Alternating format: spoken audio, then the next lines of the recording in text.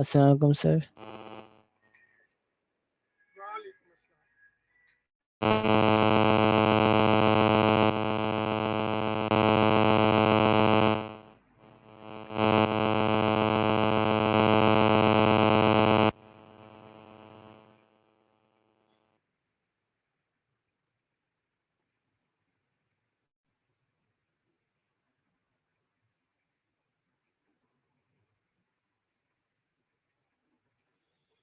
हम लोग प्रैक्टिस के लिए एक पेपर कर रहे हैं, this a paper of any choice. This I am taking June 1811। इसके कुछ क्वेश्चन मैंने पहले भी करवाए थे, तो आई एम टेकिंग दैट पेपर क्योंकि टाइम स्लॉट कम है। जून 1811 सब लोग ये वाला पेपर निकालिएगा।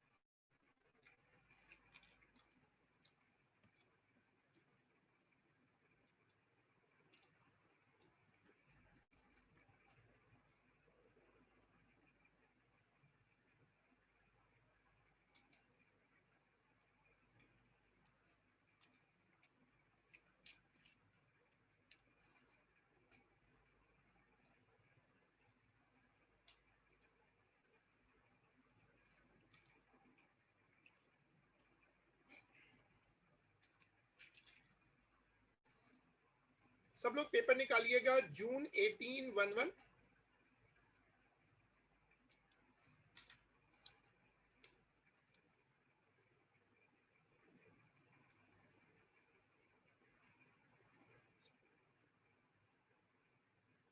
शुरू में इसकी वो फॉर्मूला शीट है, फिर कांस्टेंट की शीट है। I am starting from question number 1।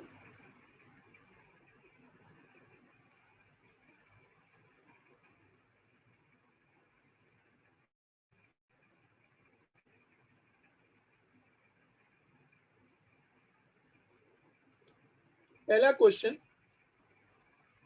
which statement about electromagnetic waves is correct?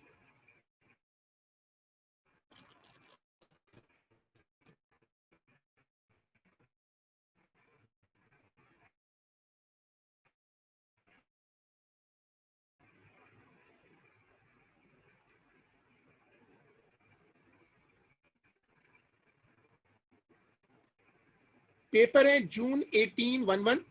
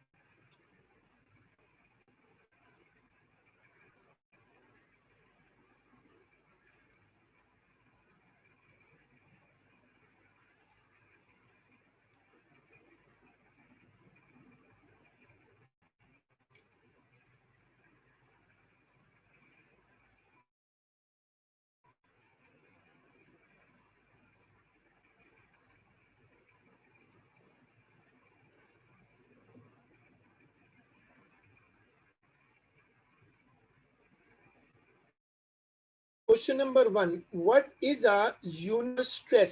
Formula लगाएं, स्ट्रेस का फॉर्मूला लगाएं, और क्योंकि हम इसको मिलके कर रहे हैं तो आप फॉर्मूला लगाएं। स्ट्रेस का फॉर्मूला क्या होता है? स्ट्रेस का वही फॉर्मूला होता है जो होता है प्रेशर का। स्ट्रेस का मतलब है फोर्स।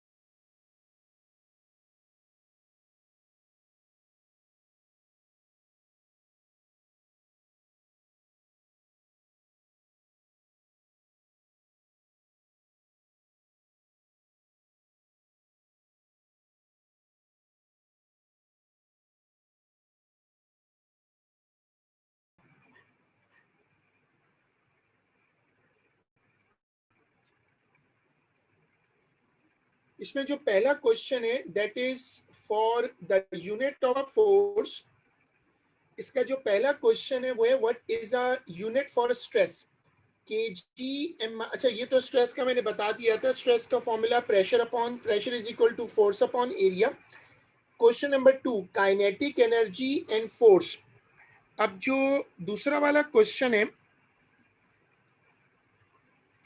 देखिए दूसरे क्वेश्चन में आपको करना है कि इनमें से कौन सी क्वांटिटीज में दोनों वेक्टर हैं, काइनेटिक एनर्जी और फोर्स। इसमें क्या है, काइनेटिक एनर्जी स्केलर है, फोर्स वेक्टर है। मोमेंटम और टाइम, मोमेंटम वेक्टर है, टाइम स्केलर है। वेलोसिटी वेक्टर है, इलेक्ट्रिक फील्ड स्ट्रेंथ भी वेक्टर है। वेट वेक्टर है और टेम्परेचर स्केलर है। सब लोग पहला क्वेश्चन देखिएगा, सब लोग पहला क्वेश्चन जो है वो चेक करें।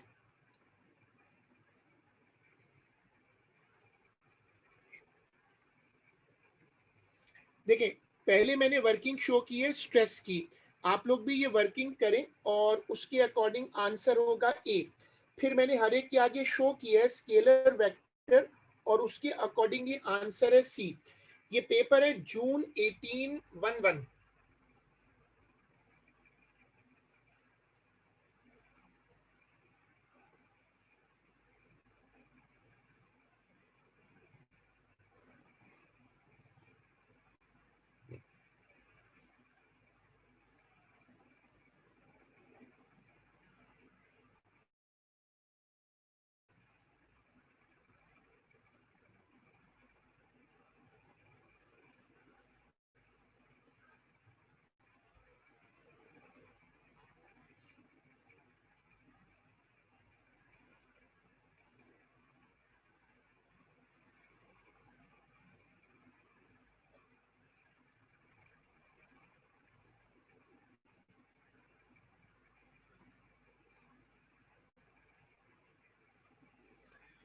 ठीक है, अब दूसरा पार्ट क्वेश्चन नंबर 2 हो गया। इसमें कोई भी अपना आंसर देना चाहे तो वो साथ साथ चैट के ऊपर आंसर दे सकता है। अगर आप आंसर देना चाहें, आप जैसे थर्ड क्वेश्चन है, पेपर से एक दिन पहले आप एक या दो पूरे पूरे पेपर कर सकते हैं, उससे ये होता है कि कुछ रिवीजन हो जाती है। अगर मैं इसका अगला पार्ट शुरू करूं, अगला क्वेश्चन, ये क्वेश्चन मैंने एक मरतबा क्लास में भी कराया था। ये बेसिकली वो है रिजल्टेंट वेक्टर पे ना। He says two dogs pull a sledge along an icy track as shown. ये उसको पुल कर रहे हैं। एक डॉग जो है उसका एंगल है 45 डिग्री, दूसरे डॉग का एंगल है 65। Dog x pulls with a force of 200 Newton at an angle of 65 to the front edge of the sledge. Dog Y pulls with a force of 120 Newton at an angle of 45 degree to the front edge. What is the resultant forward force on the sledge? Resultant force निकालने के दो तीन तरीके, एक तो parallelogram method है, लेकिन जो मेथड सबसे ज्यादा इफेक्टिव है, जो मेथड सबसे ज्यादा इंप्रेसिव है, वो कौन सा है? सबसे ज्यादा अच्छा मेथड जो है वो है रेजोल्यूशन। आप इसको रिजॉल्व कर दो, इसको रिजॉल्व कर दो, और फिर मैंने आपको एक मेथड सिखाया था राइट माइनस लेफ्ट और अप माइनस डाउन। सब लोग क्वेश्चन नंबर 3 करें और आंसर आए तो मुझे शेयर करें। मेथड मैंने बताया है, मेथड आप यूज करेंगे, जो मेथड मैं यूज करना चाह रहा हूं वो रेजोल्यूशन है। रेजोल्यूशन मेथड जो है वो सबसे ज्यादा बेहतर होता है। तो जो लोग आंसर देना चाह रहे हैं वो चैट पे आंसर दे दें।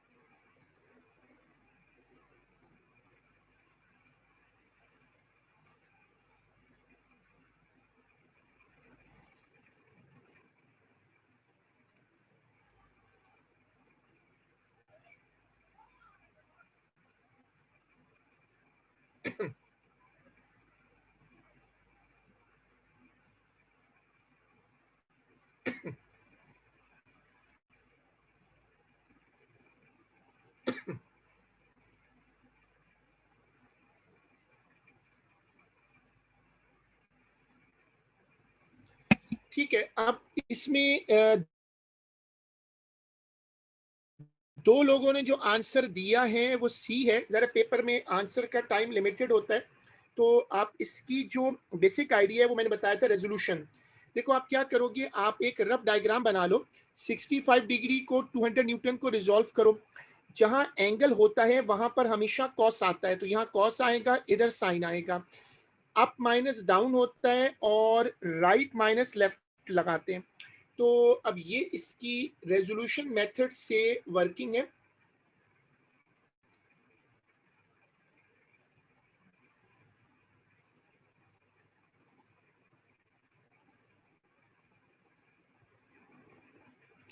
मैंने क्या किया है, मैंने पहले तो रिजॉल्व किया है, फिर देखिए ये लॉजिक देखिएगा, x is equal to right minus left,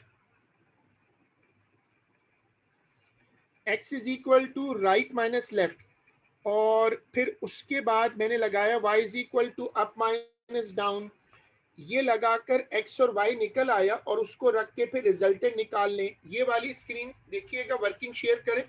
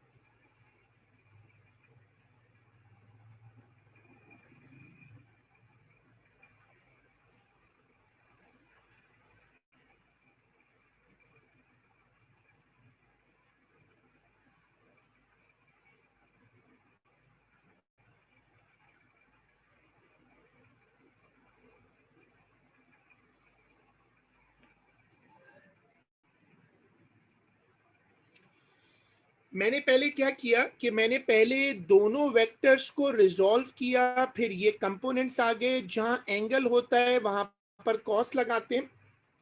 मैंने पहले x निकाला, फिर y, और उसको पुट करके मैंने फिर रिजल्टेंट की वैल्यू निकाल ली। आंसर आ रहा है c।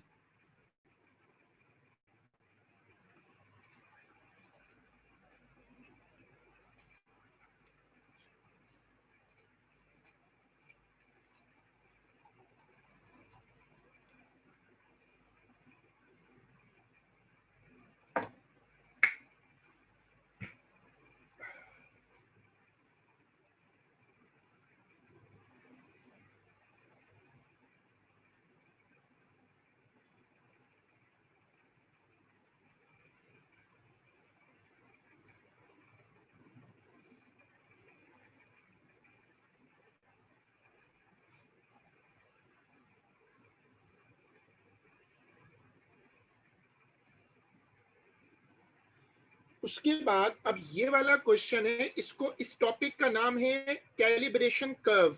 ये जरा ट्रिकी टॉपिक है, टॉपिक का नाम है कैलिब्रेशन कर्व।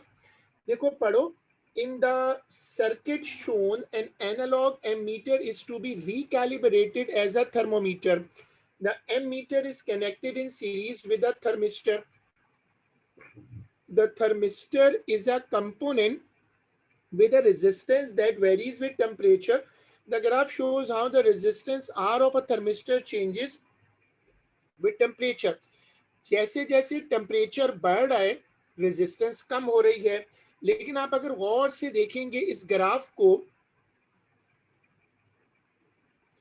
अगर आप इस ग्राफ को गौर से देखेंगे, शुरू में ये बड़ी तेजी से नीचे आया, शुरू में ये बड़ी तेजी से नीचे आया, लेकिन उसके बाद ये स्लो हो गया।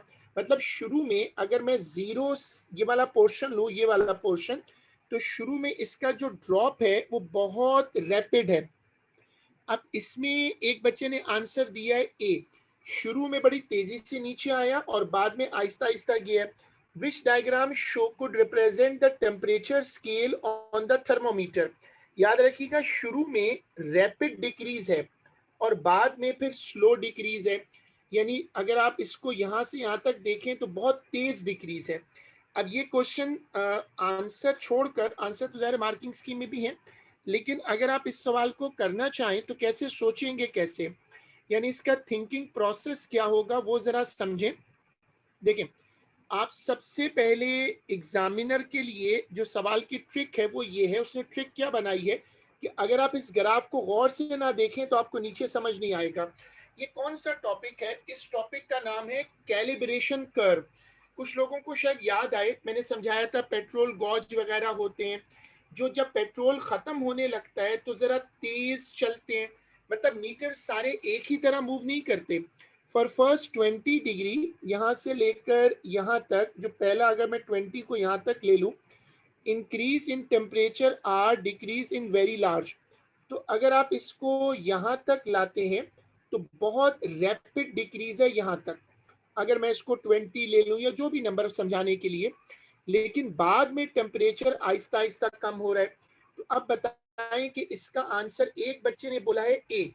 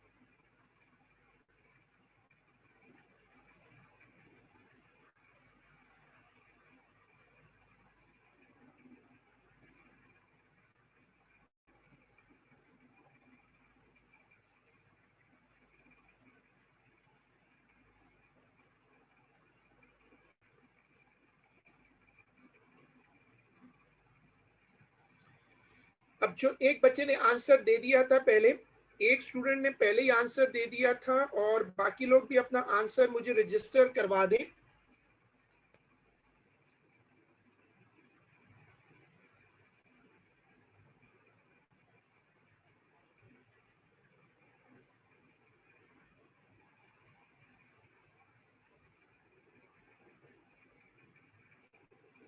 सही है, दो लोग कह रहे हैं कि आंसर ए है, लेकिन मुझे उसकी लॉजिक चाहिए। अगर कोई माइक पे थोड़ा सा एक्सप्लेन कर दे, ठीक है आंसर ए है, लेकिन थोड़ा सा समझा दे कि वो ए क्यों ले रहे हैं। शुरू में 0 से लेकर 20 तक आप देख रहे हैं साइज बड़ा है, फिर आहिस्ता आहिस्ता साइज करीब होता जा रहा है, क्या उन्होंने ये लॉजिक इस्तेमाल की है? अगर कोई लॉजिक देना चाहे तो वो जरा माइक पर बता दे कि लॉजिक क्या लिए।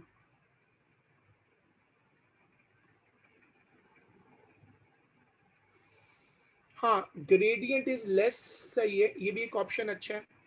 एनीवेज, इसमें देखिए समझने की बात ये है कि शुरू में ना 20 को सपोज यहाँ कर लो, तो शुरू में 20 तक बड़ी रैपिड डिक्रीज है। ये ग्राफ तो टेम्परेचर पे बना हुआ है, तो आपको बड़ा टेम्परेचर चेंज शुरू में फिट करना है, इसलिए आंसर ए है। आंसर सही है कि ए है।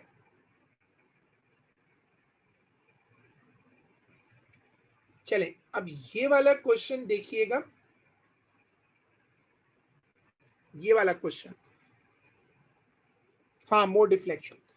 आप लोग चाहें तो एक्सप्लेनेशन माइक पर दे दें, एक्सप्लेनेशन आप चाहें तो माइक खोल के दे सकते हैं, उसमें टाइम बचेगा। The slides of a cube are measured with calipers. The measured length, अच्छा क्यूब का मतलब ये होता है ना कि क्यूब की जो डायमेंशंस होती हैं वो बराबर होती हैं। क्यूब की तीनों डायमेंशंस बराबर होती हैं। The measurements are used to calculate the volume of the cube. What is the percentage uncertainty in the calculated value of the volume? चलो अब इसको करें। इसमें एक बच्चे ने आंसर दिया है सी। बाकी लोग भी सॉल्व करें, मुझे वर्किंग बताइए। अगर किसी ने वर्किंग की है तो वर्किंग बताए क्या होगी। अगर आप चाहें तो मुझे व्हाट्सएप कर सकते हैं अपनी वर्किंग अलग से, ग्रुप पे भले ना पोस्ट करें, बहुत क्लटर हो जाता है। लेकिन अब इसमें कुछ लोग आंसर कह रहे हैं सी।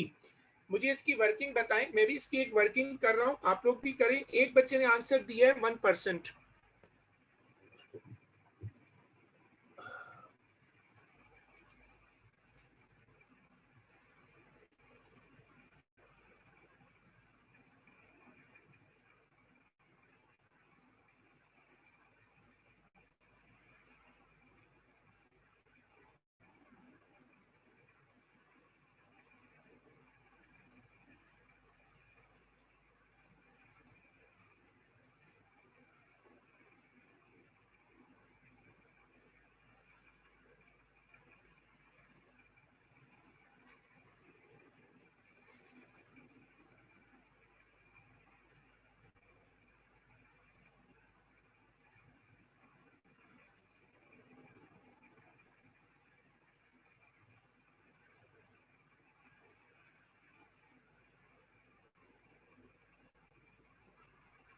मैंने इसकी एक वर्किंग शेयर की है।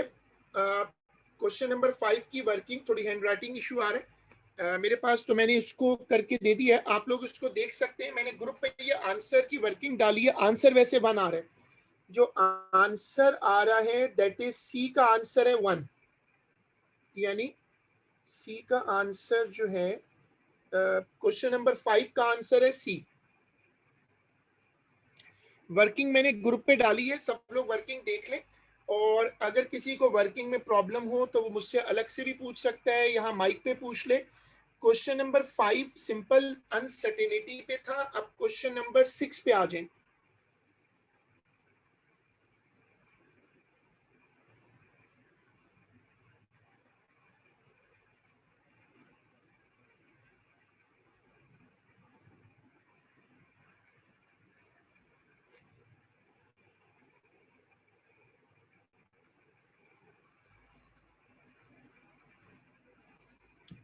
देखिए, a tennis ball falls freely in air from the top of a tall building, ये इनका बड़ा फेवरेट टॉपिक है। और ये पता नहीं कितनी मर्तबा ये कॉन्सेप्ट आ चुका है, टर्मिनल वेलोसिटी वाला और विदाउट एयर रेजिस्टेंस वाला। अब ये कह रहा है इन एयर, अब इसने शुरू में बोल दिया फ्रीली। देखो, फ्रीली का मतलब है एयर रेजिस्टेंस हटा दूं या क्या करूं। Which graph best represent the variation with time of the distance S fallen. चालाकी ये कि एक्स एक्सिस पे ना टाइम है लेकिन वाई पर डिस्टेंस है। इसमें एक दो आंसर्स आए हैं मेरे पास। इसमें ये बताएं कि अगर मैं इसको गिराता हूँ फ्रीली, तो इसका मतलब ये है ना कि फ्रीली का मतलब है कि वेलोसिटी आहिस्ता आहिस्ता बढ़ती जाएगी, लेकिन ग्रेडियंट कांस्टेंट होगा from the top of a tall building. अब ये सवाल में बड़ा ट्रिक कर रहा है, इधर लिख रहा है फ्रीली, इधर लिख रहा है इन एयर। तो एयर रेजिस्टेंस की वजह से वो टर्मिनल वेलोसिटी का सीन हो जाता है। अच्छा, एक एक करके जरा सारे ग्राफ देखते हैं। इसका मतलब है वेलोसिटी बढ़ती गई और फिर कांस्टेंट हो गई। इसका मतलब वेलोसिटी कम होती गई, ग्रेडियंट कम हो रहा है ना, डिस्टेंस टाइम ग्राफ का ग्रेडियंट स्पीड होता है। और इसका क्या मतलब है कि स्पीड जीरो हो गई। इसका मतलब है स्पीड बढ़ती गई और इन्फिनिट हो गई। इसका मतलब स्पीड पहले कम हुई और फिर कांस्टेंट हो गई। मैंने सारे चारों ग्राफ्स बताए।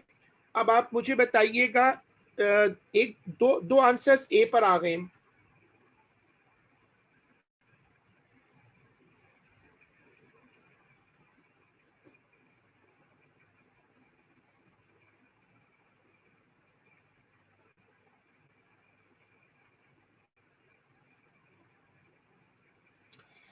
किसी को भी कोई क्वेश्चन पूछना हो तो वो अपने मोबाइल सॉरी माइक पर आके पूछ ले।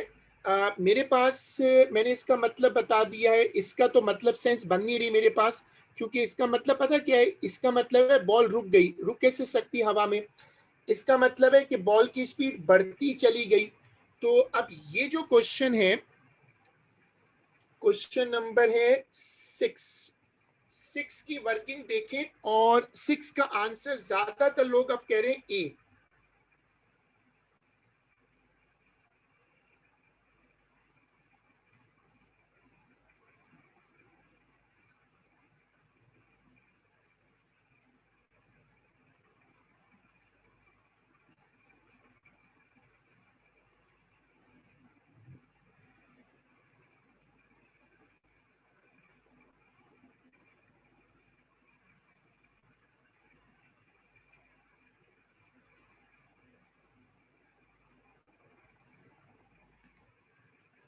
ठीक है, लॉजिक बन गई। इसने हाँ, बेसिकली शुरू में वेलोसिटी बढ़ेगी और फिर वेलोसिटी कांस्टेंट हो जाएगी।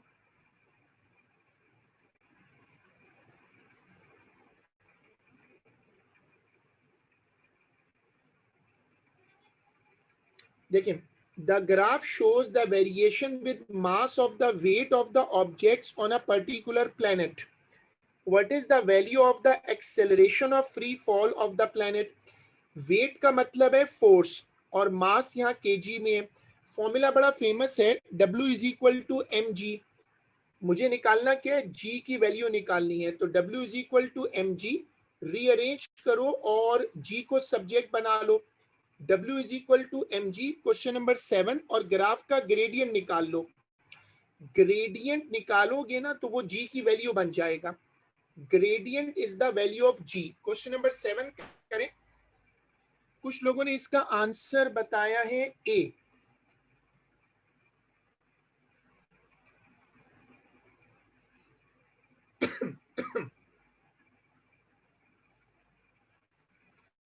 मैं भी इसको सॉल्व कर रहा हूं, आप लोग भी सॉल्व करें। इसमें निकालना ग्रेडियंट है।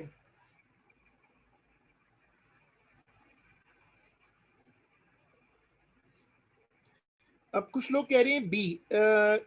नूर के पास आंसर आ रहा है बी, मेरे पास भी बी आया।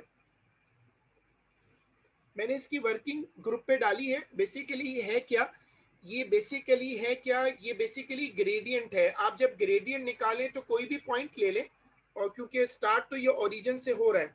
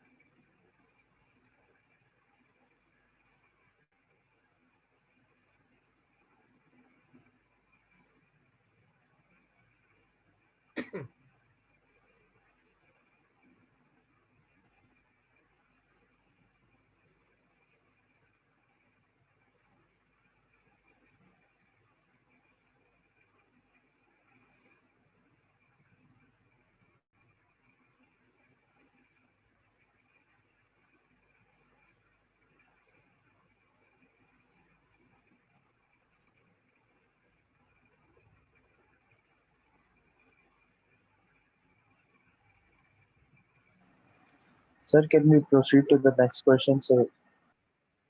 हाँ हाँ बिल्कुल, आप लोग मेरा वेट नहीं करें, क्वेश्चन नंबर 7 हो गया और इसके बाद आप लोग आ जाएं क्वेश्चन नंबर 8 पर। अच्छा, ये जो 8 जैसे क्वेश्चंस होते हैं, ये होते तो आसान है, बट इसमें हमेशा मैंने ये सजेस्ट किया है कि आप यार वैसे 12 है। देखो, momentum of a car of mass m increases from p1 to p2, what is the increase in kinetic energy of the car. ऐसे क्वेश्चंस हमेशा लिखकर करने चाहिए, यहीं पर स्पेस हो, नीचे स्पेस हो, क्योंकि इसमें बाजों का इतना बहुत क्लोज मैचिंग होती है। फॉर्मूला तो आपको पता है, मोमेंटम का फॉर्मूला क्या होता है, मास इनटू वेलोसिटी, और काइनेटिक एनर्जी की चेंज का फॉर्मूला क्या होता है, हाफ एम ब्रैकेट में V square minus U square. तो ये जरा देखें, इसको करके दें, मैंने इसको करना शुरू किया, आप लोग भी करें। क्वेश्चन नंबर 8,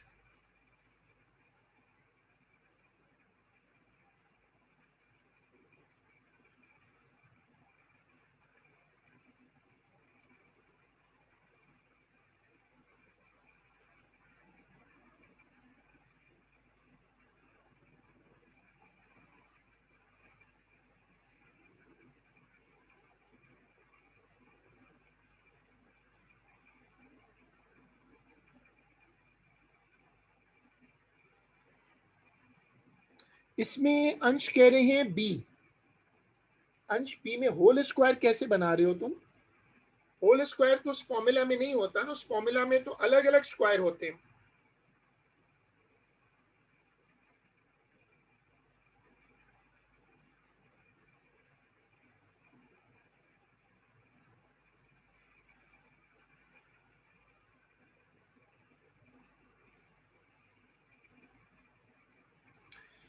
मेरे पास जो आंसर आ रहा है स्क्वायर्ड, नहीं तो मैंने, अच्छा तुम अंश वर्किंग देखो स्क्रीन पे, मैंने वर्किंग डाली है ग्रुप पे ना, मेरे पास आंसर आ रहा है ए, मैंने वर्किंग ग्रुप पे डाली है, सब लोग देख लें। नहीं नहीं नहीं, change in velocity is not square, it is the difference of the squares. तो अंश मैंने फॉर्मूला उस पर लिखा है, इस पर थोड़ा राइटिंग का मसला आ रहा है मुझे, तो मैंने ग्रुप पे डाली है, वो चीज देखें।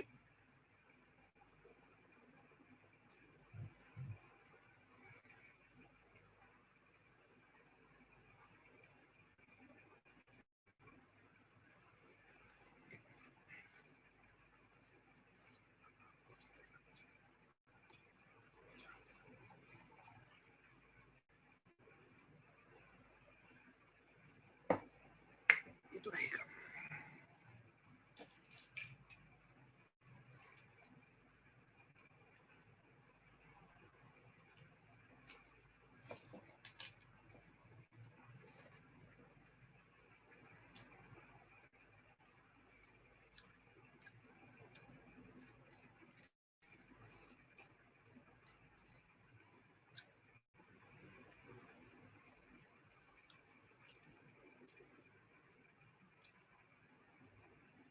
आंसर है ए।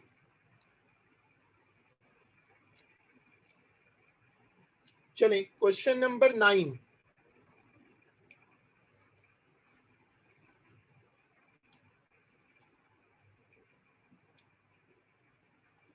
two similar spheres each of mass m and traveling with speed v are moving towards each other। एक m इधर से आ रहा है, एक m इधर से आ रहा है, दो v हैं, दोनों की वेलोसिटी सेम है। ये सवाल आसान है, क्योंकि इसमें कह रहे हैं the spheres have a head on elastic collision. जब कलीजन इलास्टिक होते हैं, उसमें दो रूल्स आपने पढ़े हैं, या तो रिलेटिव स्पीड ऑफ अप्रोच वाला लॉजिक लग जाए, वो ऑप्शन में नहीं आ रहा, या फिर total kinetic energy before collision, total kinetic energy before collision is equal to total kinetic energy after collision। पहला part, the sphere stick together. Stick together का मतलब होता है कोलिसिस। कोलिसिस तो कभी भी इलास्टिक नहीं होता, तो ए हट गया। Total kinetic energy after impact, impact से पहले निकाल लेते हैं और चेक कर लें। Total kinetic energy before impact is 0, है ट्रैवलिंग, तो ये तो मिसलीडिंग है। Total momentum before impact is 2 mv। Momentum 2 mv नहीं हो सकता, क्योंकि अगर इसकी वेलोसिटी प्लस है तो इसकी माइनस होगी। मैं दोनों को ऐड करने गया तो 0 हो जाएगा। तो अब लग रहा है कि आंसर बी है। मुझे 9 का आंसर लग रहा है शायद बी। चेक कर लो।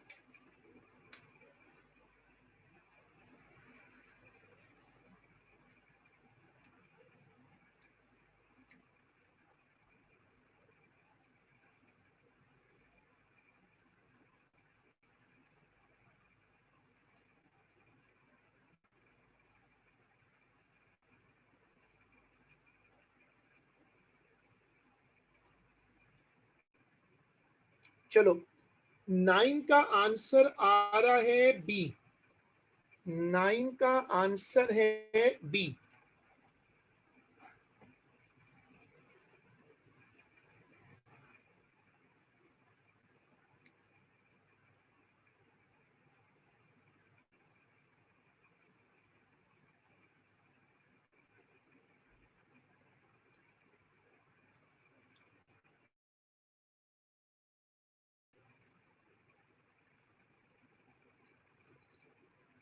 अब ये वाला क्वेश्चन है,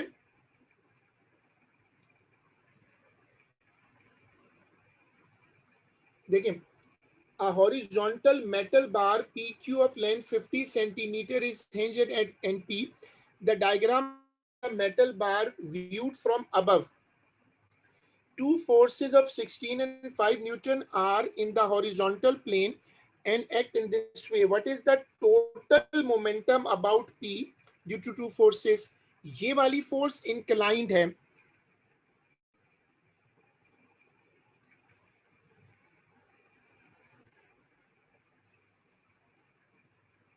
ये वाली जो फोर्स है वो इंक्लाइंड है। एरन, कौन सा क्वेश्चन आप कह रहे हो दोबारा? क्वेश्चन नंबर 10 की बात करें एरन, या 9 की? अच्छा, जो फोर्स, चलो पहले 10 कर लेते हैं, फिर आप जो भी कहोगे मैं दोबारा बता देता हूँ। अच्छा देखो, ये जो 16 न्यूटन वाली फोर्स है, ये वाली 16 न्यूटन वाली फोर्स को रिजॉल्व कर दो 30 डिग्री पे जाकर। एक फोर्स यहां बनेगी यहां पर, और एक फोर्स यहां बनेगी, रिजॉल्व हो जाएगा। रिजॉल्व होने के बाद ये वाली फोर्स और नीचे वाली फोर्स माइनस कर देंगे।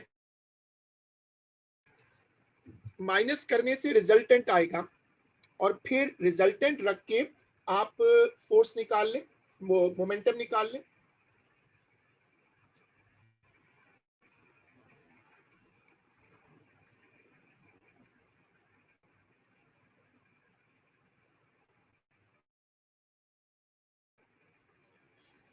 देखिए मैंने क्या किया, मैंने 16 न्यूटन को रिजॉल्व किया, इधर आ गया 8 न्यूटन, नीचे है 5 न्यूटन। 8 न्यूटन एंटी क्लॉकवाइज घुमाना चाहता है, 5 न्यूटन क्लॉकवाइज घुमाना चाहता है।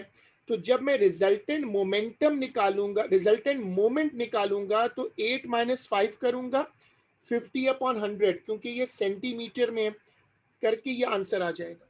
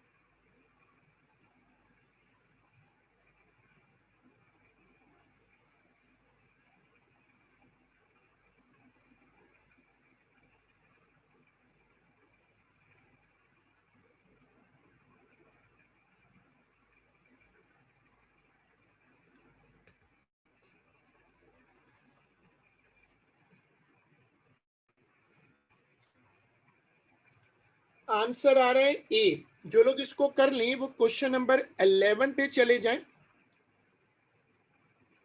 Now we move to question number 11।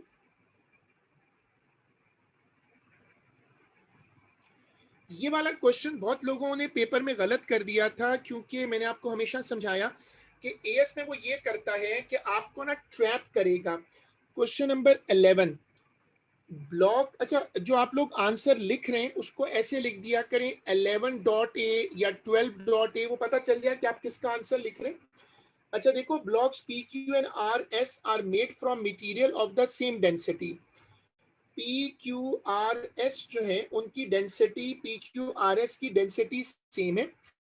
जो ये वाला ब्लॉक है, ये वाला, इसके बारे में कह रहे हैं कि इसका जो मटेरियल है उसकी डेंसिटी डबल है।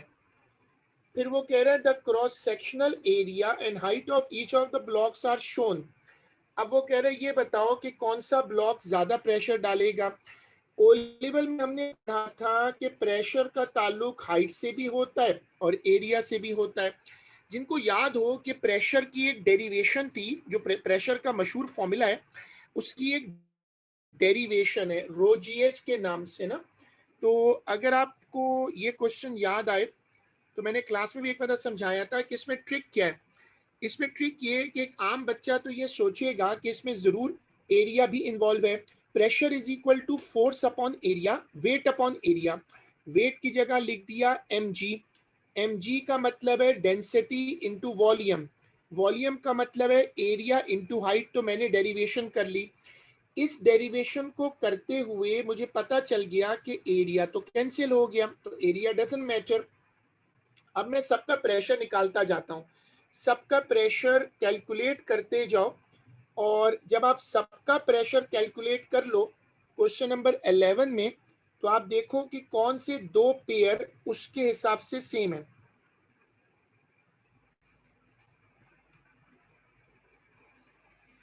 सब लोग ये वर्किंग समझ के करिएगा। एक बच्चे का आंसर है डी।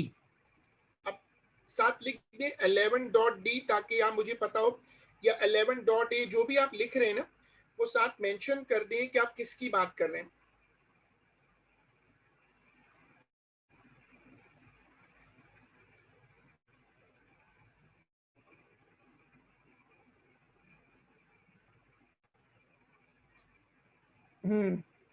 सही है।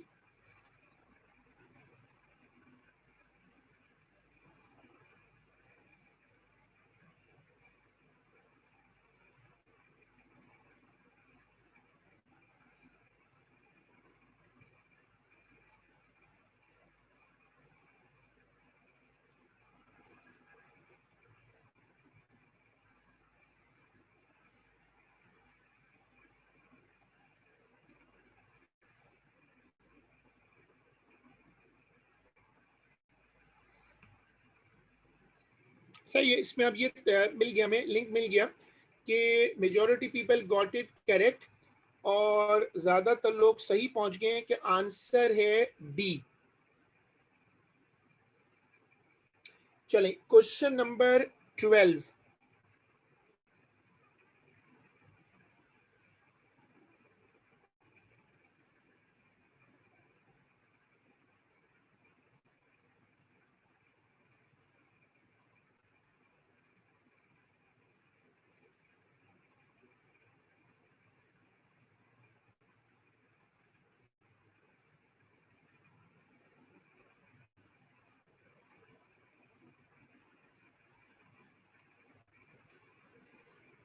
Two parallel forces, each of magnitude F, act on a rod of length 5d.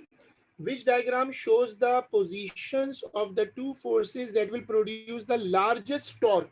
अच्छा, टॉर्क का मतलब होता है टर्निंग इफेक्ट, लेकिन उसमें फोर्सेस दो लेते हैं। टॉर्क में पिवट इन्वॉल्व नहीं होता, तभी आप देखें कहीं भी पिवट नहीं है। एक एक करके देखते हैं इसमें क्या चक्कर है। इसमें ये तो दोनों मिलकर घुमा रहे हैं, डिस्टेंस डी है, सेपरेशन डी है। ये तो घूमेगा ही नहीं, ये तो इधर वाला मोमेंट इधर वाला मोमेंट कैंसिल हो रहा है। इसका भी वही चक्कर है, ये तो कैंसिल हो जाएगा। हाँ, इसमें घूमेगा क्योंकि ये वाली चीज ऐसे आएगी, या तो ए है या डी है। 12 का आंसर जो है वो, अब ए में सेपरेशन कम है और डी में ज्यादा है। जितनी ज्यादा सेपरेशन होती है टॉर्क उतना ज्यादा होता है।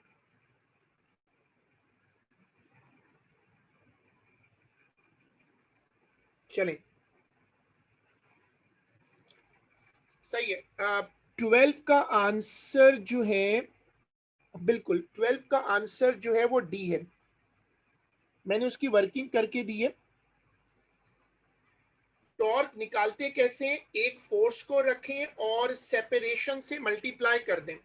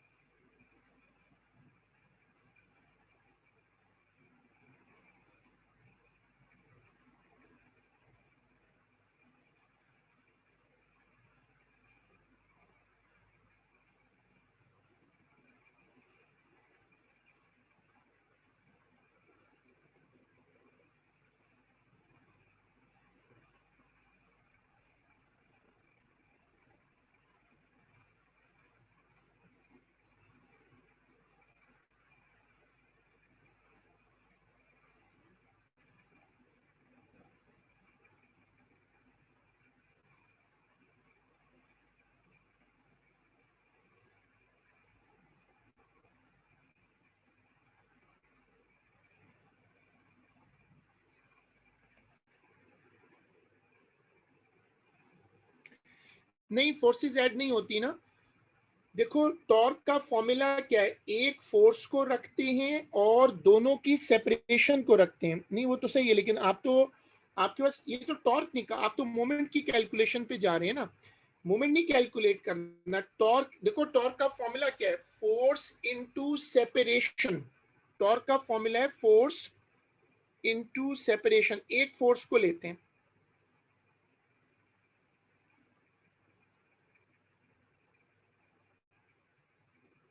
चलो, अब ये वाला क्वेश्चन है, liquid X and Y are stored in large open tank. Liquid X has a density of 800 and liquid y has a density of 1200.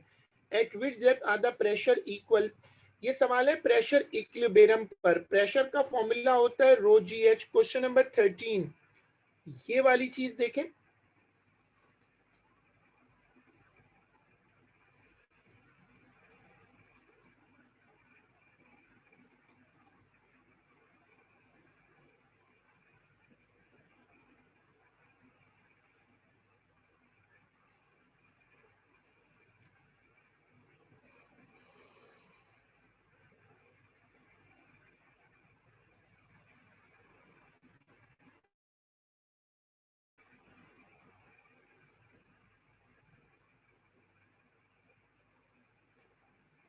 Question number 13,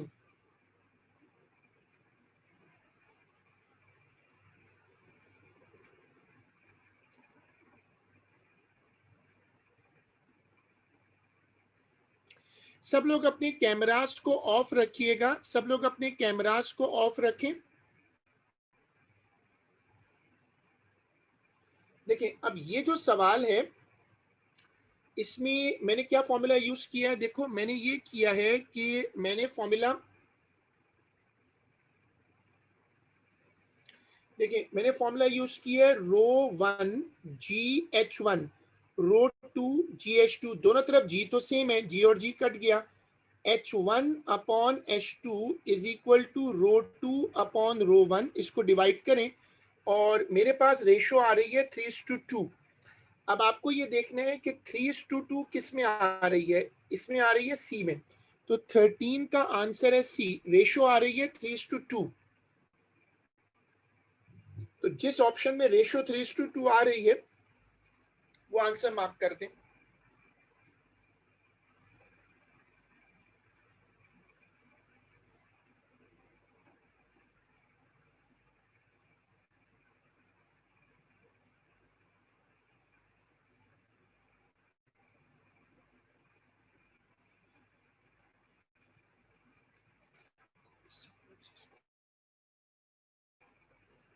गहरी ग्रिप होनी चाहिए। जो आपका विचार है उसमें अच्छी ग्रिप।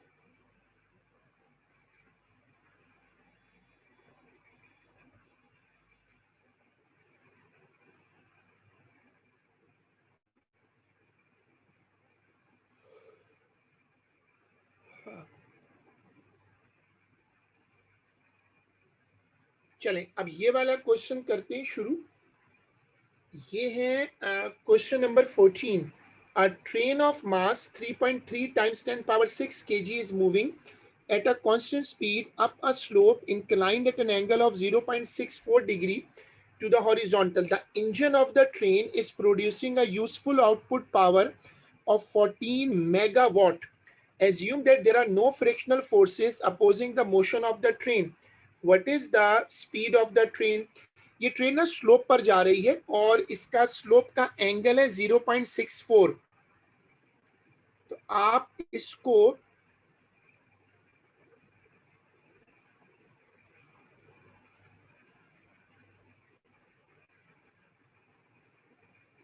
मैंने इसकी वर्किंग शो की है।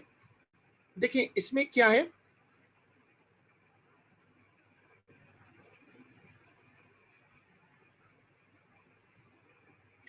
अब देखिए प्रोसीजर क्या है। ये मैंने स्लोप बनाई है, उस पर ये ट्रेन है, यहाँ पर ट्रेन का मास है mg। अगर ये थीटा है तो ये भी थीटा होगा, तो ये mg कॉस हो गया, ये mg साइन हो गया। ट्रेन ऊपर जा रही है और उसने बोला है कि ट्रेन की स्पीड कांस्टेंट है। ये फॉर्मूला कभी कभी लोग पेपर में भूल जाते हैं कि ये कौन सा फॉर्मूला है। पावर का फॉर्मूला होता है एफ वी, तो मैंने एफ को सब्जेक्ट बना लिया, मेरे पास थीटा है, पावर है, सब चीजें पड़ी हुई हैं। तो अब मैं ये सारी वैल्यूज इसमें प्लग इन कर देता हूं। मुझे निकालना है वेलोसिटी। ये वाली डायग्राम जरूर बनाइएगा और बना के फिर सॉल्व करिएगा। मैंने सारी वैल्यूज इसमें डालनी, ये मेरी इक्वेशन बनी है ये वाली, इसमें डालकर मुझे वैल्यू निकालनी है v की। सब लोग शुरू करें और क्वेश्चन नंबर 14, अब हम 14 कर रहे हैं। 14 का आंसर मेरे पास आ रहा है सी, लेकिन आप लोग अपनी वर्किंग करें फिर मुझे कॉरेस्पॉन्ड कर दें स्क्रीन पे।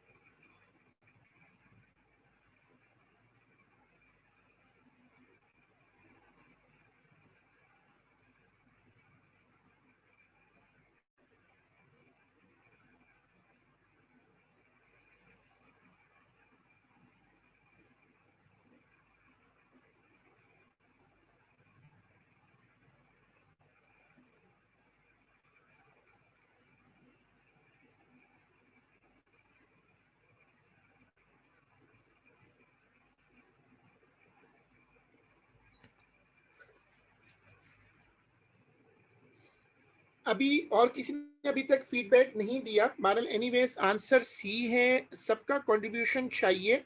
आंसर्स तो मार्किंग स्कीम की फॉर्म में सबके पास ही होते हैं, लेकिन वर्किंग में कंट्रीब्यूशन चाहिए। ट्रेन वाली वर्किंग हो गई। अब ये करते हैं क्वेश्चन नंबर 15। क्वेश्चन नंबर 15 पढ़ें। A cannon ball of mass 3.5 kg is fired at a speed of 22 meter per second from a gun on a ship at a height of 6 meter above sea level.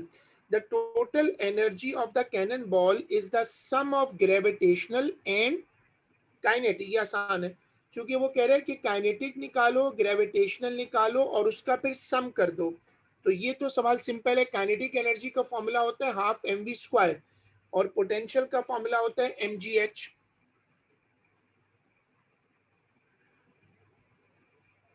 करें और 15 की working करके फिर answer निकालें। दोनों energies को add up कर दें।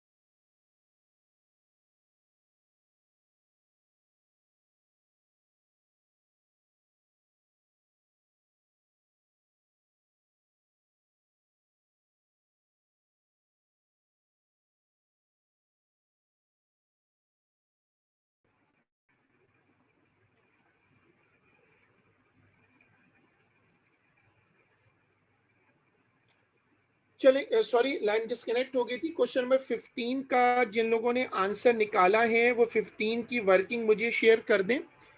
फिर क्लास का टाइम खत्म हो रहा है। 15 question number.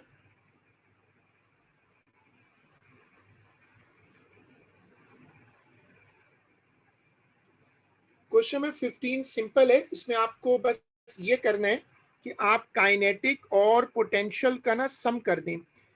M G H plus half M V square, आपने 3.5 रखा, मास ही पास में रखा 1। मैंने जी की वैल्यू 10 रख दी है ताकि वो फिलहाल काम चल जाए।